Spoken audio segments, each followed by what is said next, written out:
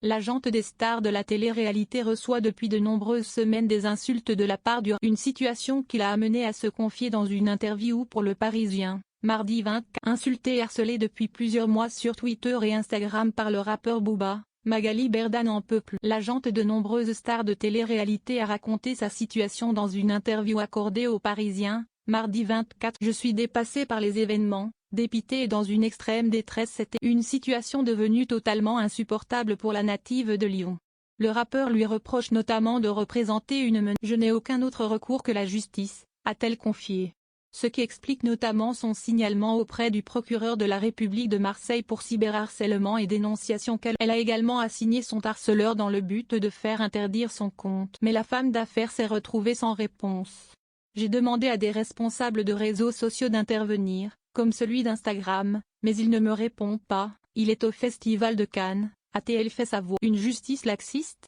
Un laxisme remarqué par son avocate. Les magistrats ne sont pas assez formés, et la législation n'est pas assez dure, les procédures sont trop. Les cyberharceleurs ne risquent que des amendes, et ils s'en moquent, explique. J'aurais préféré me faire harceler dans la rue, car au moins j'aurais pu appeler le 17 et la police viendrait à mon secours. A notamment ironisé Magali Berda face à cette incompétence. J'ai peur pour mes filles.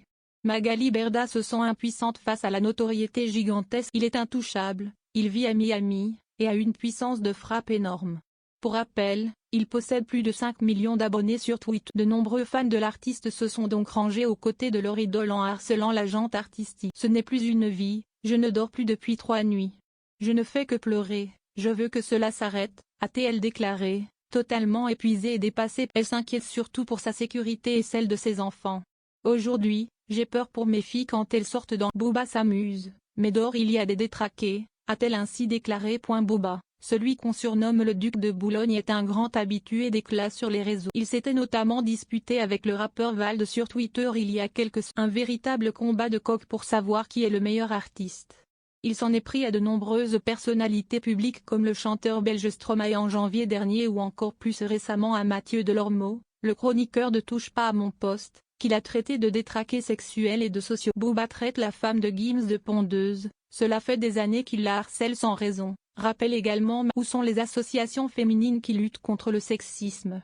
Tout est visible, tout est public, et personne ne bouge, s'est-elle insurgée dans les colonnes du Parisien.